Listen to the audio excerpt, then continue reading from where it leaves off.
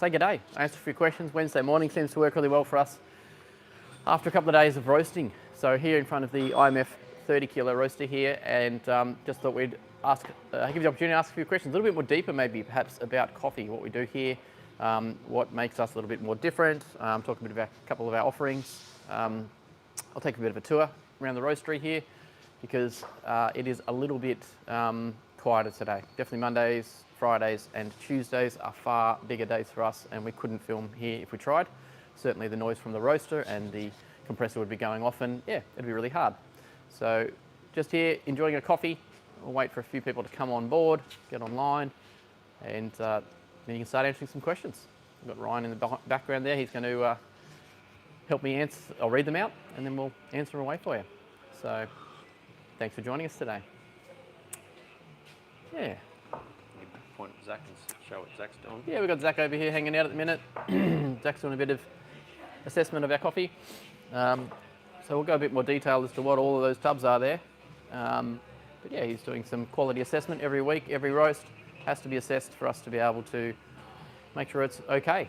If there's any issues, we'll pick them up and yeah, not let them get out to our customers. But essentially, the good thing about the IMF and having stringent quality controls all the way through your process of coffee making, not only just at the barista side, but in the roasting, the packing, dating, batching, the whole lot, all the way through, making sure that the coffee is perfect every single time. So, yeah, a few of you joining on there. Hey, thanks very much for joining us. We're just in the roastery, having a bit of a chat, going through maybe a bit more deep dive, questions around coffee. You know what we're drinking today. I've got the single origin of the month as a batchy here, so it's pretty tasty. Yeah, there you go. The Beaten Track just asked the question. Welcome to Beaten Track. The Aleo Bullet. How often do you use the Aleo Bullet? So that's a cool little roaster there. It might come a little bit closer, just to show you there. Whee! There we go. So yeah, Aleo Bullet, we use it to profile all of our single origins every month. So this coffee here would have had 3 different roast profiles in sampling stage to make sure that we get the coffee right before we scale it up to the IMF behind me. And then we'll utilise that to taste all of our coffees that are coming in for new crop changes. So if you're not aware, basically coffee changes every single year. It's a fresh product, basically, it comes off a tree. So we've got to make sure that the product that comes in matches what we want the profile to be from the previous years. How many coffees a day do I have? Yesterday I had about 5. So this is number 3 actually today. 2 batches straight away and a long black to start the day. So there you go, 5. I don't know, how many do you have a day, Zach? How many coffees do you drink? 10? Zach's on 10. Ryan, how many are you up for? I think I had 3 yesterday. 3 yesterday, beautiful. You had a latte. Two lattes in the today back and a long black yesterday. Yep.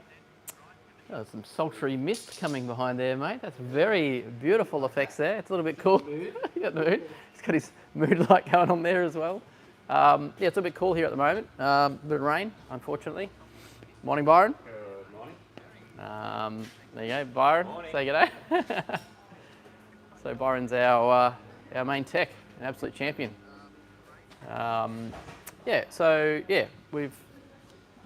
Zach's doing all his assessment. We've been roasting for Friday, Monday, and Tuesday this week. So he's doing all the assessments there. Can you mix different beans together in a grinder? Well, yeah, you can if you want. There's no issues, but you want to be a bit more specific if you're going to do that. You'd probably want to get yourself. Can I borrow your scale for a second there? Is that? Yep. Here, I've got the right spare bowl. Yeah. So if you just got yourself a little scale like that, a Kea scale, and get yourself a little bowl, and you had, your own 3 different beans or whatever, Brazil, Ethiopian, whatever. Just weigh them in and then just work out your recipe. That's the key part. You don't just got to throw them into a bowl and then, hope for the best. You'd want to measure it. So you might find if your recipe is 22.5 grams of your dose in your handle, you'd want to probably just make up 30 grams, perhaps. 3 different beans, 10 grams each.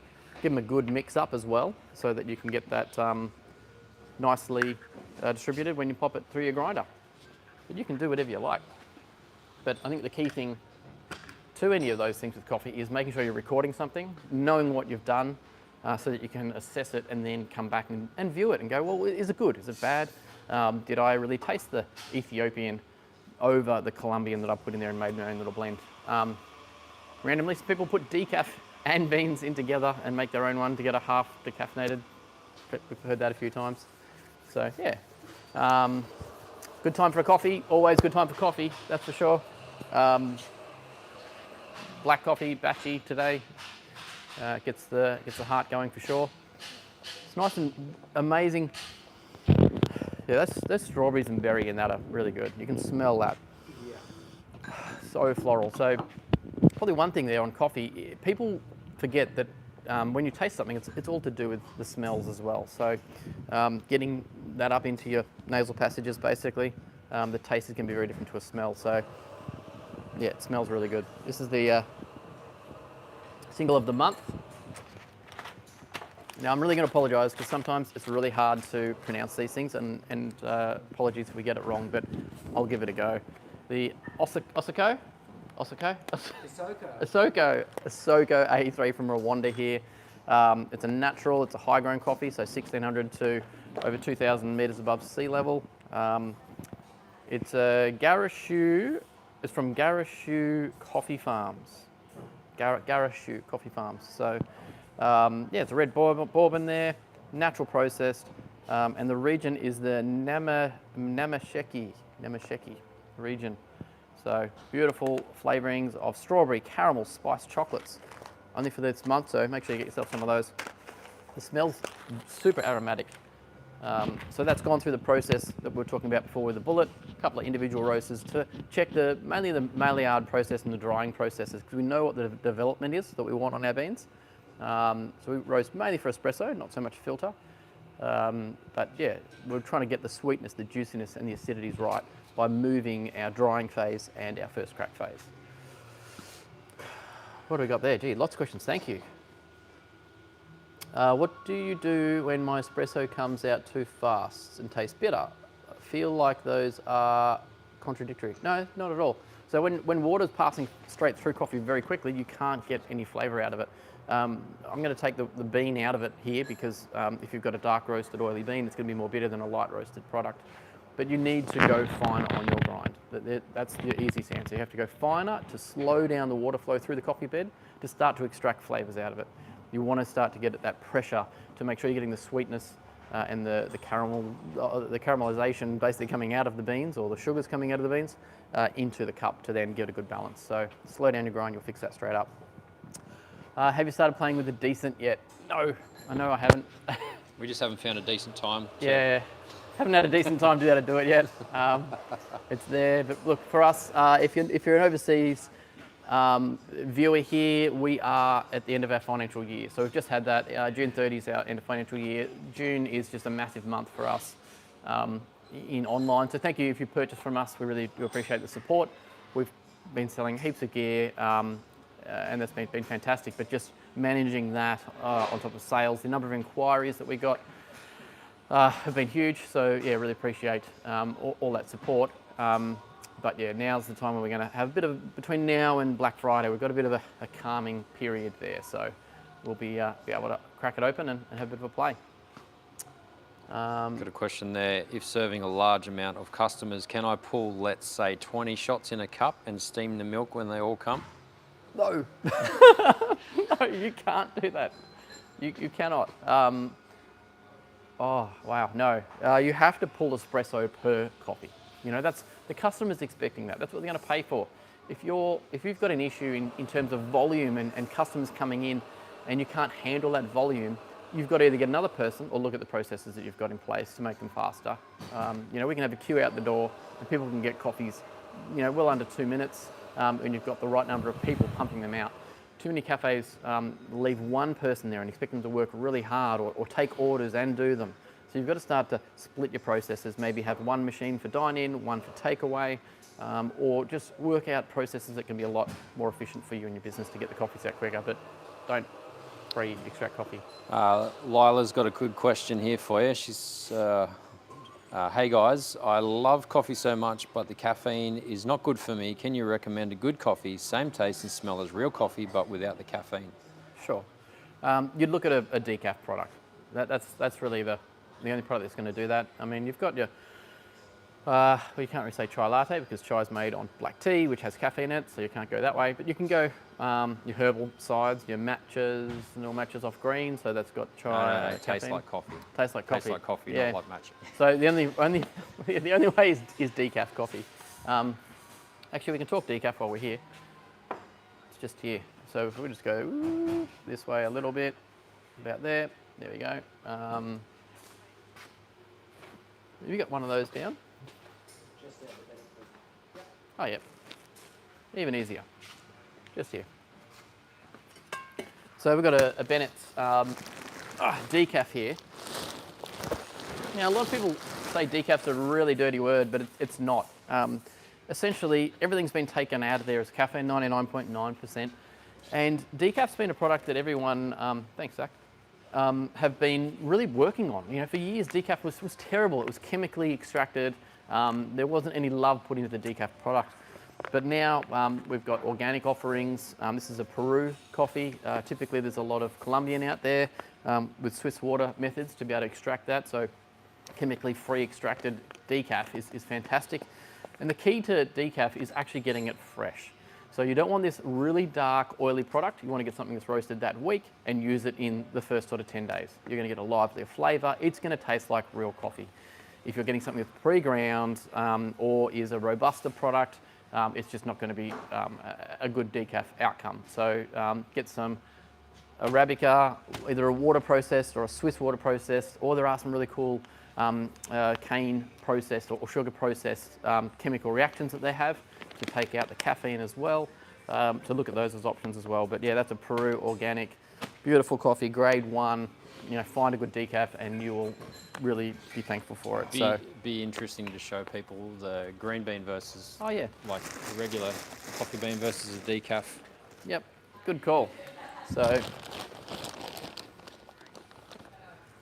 okay, so this is green bean, this is decaf, and can you spot the difference? It's pretty obvious, right? So green bean obviously still has its moisture in there and all of its goodness, let's say. But because of the processing, the decaf has had basically everything stripped out of it. It looks very different. It roasts very different as well. You have to be very gentle and soft with it because the cell structure inside that bean has been basically pulled apart. Let's say it's had its soul ripped out of it. And then depending on the method, basically everything's taken out and then it might get re-soaked back in once the caffeine's been taken out of it. So they're trying to add the flavour back in to the bean. So I guess kind of what they do with milk as well. I don't know if you get full cream milk, skim milk, and zero fat milk, that's what they're doing there. They're getting the product, stripping it all out, and then adding back in what they need for the different level of fat content or sugar contents in milk. So same with decaf. So yeah, fresh ground, fresh roasted decaf is the answer there. How many countries do you ship coffee to? One, our own. At the moment, that is where we're shipping. So yeah, we have a goal to do international shipping, but we just really got to handle the volume that we're doing here in Australia first and do it well before we go and do it internationally. But it's definitely something we want to do. We get a lot of inquiries for it, so yeah, we just need to be able to handle that volume. We don't want to cause issues. We'd hate to let everyone down by not being able to achieve it well. What about freeze drying? Freeze drying. Well, freeze drying is really only to a instant product, as far as I'm aware. So you basically make a liquid batch like this, and you can then take the moisture out of it and leave you with a coffee particle. So it's instant coffee. You can do specialty instant coffee, freeze drying it that way, but yeah. Grant Varco wanted to know if we have a cafe in Melbourne.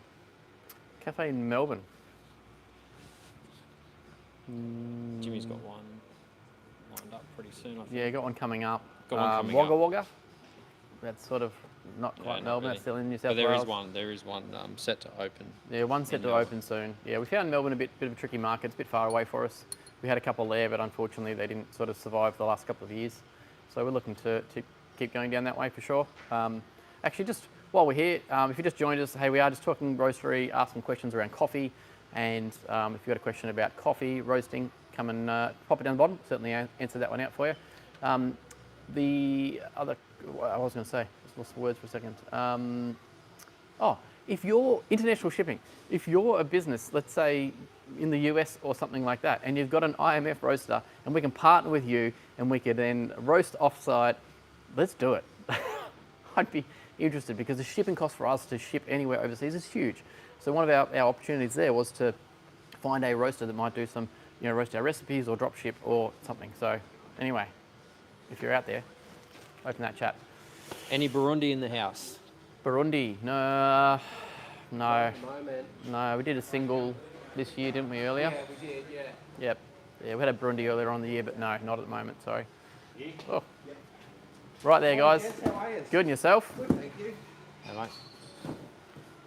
Keeping warm with the crappy weather out there? Yeah, for sure. I'm Luke. Luke? Yep. Simpson? That, Floyd. Floyd. Yep. Oh, Jesus Christ, fuck at that. It's all right. Just signing for a delivery. I'm just live on YouTube, so Oh, mate, beautiful. there you go. Thanks, Accepting guys. some cups. Thanks, mate. Thanks, mate. There you go. All happening. Seth said, I know that having good water is key for espresso. For my at-home espresso, what is the best way to purify the water for coffee flavour and to protect my machine? It's a good question. It is a really good question. Water is the hugest topic, and we always get really not caught on it, but it's all about investigation and understanding the science of water. Go and check what you're getting from your local water supply. Go to your council or government, whoever it is that does the water, and get their report. That's the first thing you have to do. Then you can see what you've got to deal with. I have personally rainwater, so I'm on the other end. I'm getting fresh water. I need to add things back into the water really to make it best for coffee. So if you've got a rainwater solution, go and get yourself some sort of third wave water parcel or little satchel to put in, and then add some minerals back. You'll get a much sweeter, juicier flavour some coffee for sure. If you've got a council water, you need to work out what you're going to take out of it. So if you've got high salts, high chlorine, if the water's really bad, you're going to have really bad chlorines in there, and you want to get those out. You might have some lime or calcium, things like that, which are going to cause issues to your machine. So the biggest one is if you've got a copper boiler in your machine, you're basically going to have a little bit more of a bulletproofness to your machine because it won't be degrading, where if you've got a stainless steel boiler and you have chlorines in there, as they heat up, becomes an acid and just eats straight through the stainless steel. So there's some major issues in looking after your coffee machine, but essentially descaling is definitely something you want to do, but doing a water test and then getting the right filtration to take the bad stuff out of the water is the key. If it gets really extreme, you've got to go to RO or reverse osmosis, which is stripping everything out of the water into basically a vat, and then you can soften it essentially by adding some certain filters on the other side to get it back up to a mineral content which is right for coffee. Water's a huge topic. We definitely are waiting to interview some of the water guys for sure. It's a big thing. What else you got? How did you decide on your style of coffee bag? Did you test different styles of pouches or bags? Yeah, I guess we did. Yeah. We had a look at a bunch. Yeah, we sort of just, the old, the different stand-up pouch was the bag that everyone had for a long time. I think it's one of these ones. I'll just grab it. I saw it here somewhere. Hang on. Let's talk coffee bags anyway. I'll bring it over here.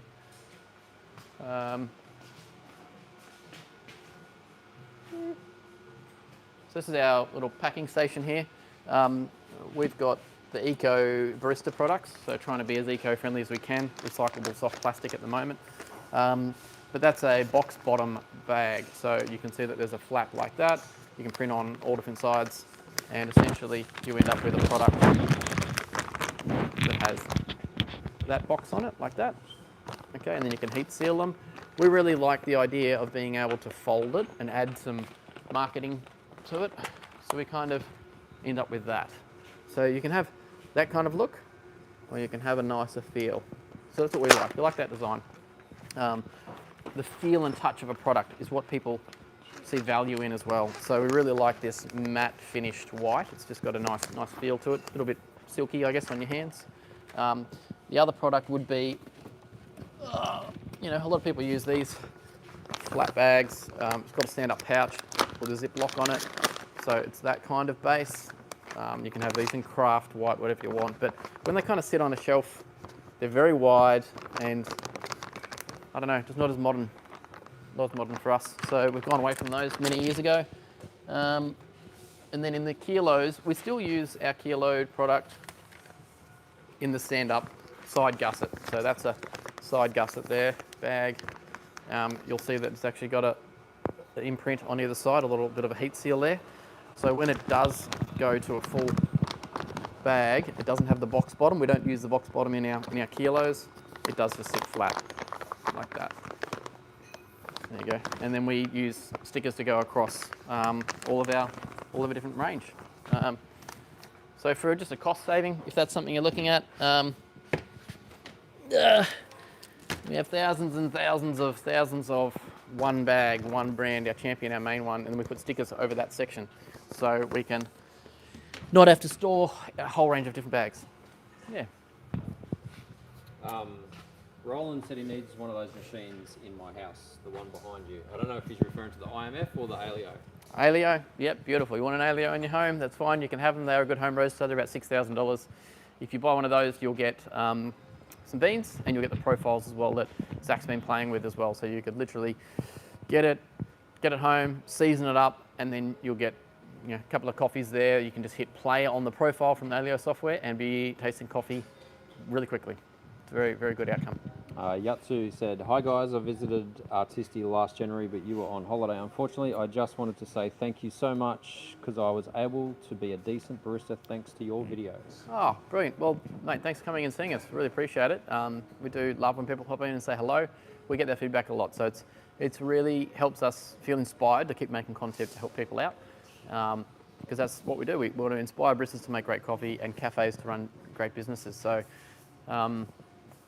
yeah, we're really proud that we can have that feedback from you. So thank you so much. And sorry I missed you. Yes, I had a holiday, but back into it. We've got new to roasting. Your thoughts on how much time to spend between 250 and 300 with a Guatemalan high altitude? Be Fahrenheit. What's Fahrenheit? 200 to 300. What's the conversion in Fahrenheit? We don't. Celsius. So we end up at 220 max. Yeah, we try to below 220. Below 220. That yeah. So in Fahrenheit, what's 200 Fahrenheit or 250 Fahrenheit. 250. That's going to be 180. I don't know. Yeah, it's like 180. 180, something like that. Maybe. 180. Yeah. Well, we're basically spending between 5 and 6 minutes between 165 degrees and first crack at about just sub 200. That's about the easiest number, but I can't convert to Fahrenheit, sorry. The question was, Zach, new to roasting, your thoughts on how much time to spend between 250 and 300 with a Guatemalan high altitude? How much time to spend between the end of your dry and your first crack, your Maillard? Maillard, yeah. It depends on the flavours that you're searching for, really. I mean, Guatemalans are renowned for, I guess, typically underdeveloped flavours. If you under roast them, it's easy to under roast, especially a high altitude, right? So you're thinking about something that's going to be far more dense.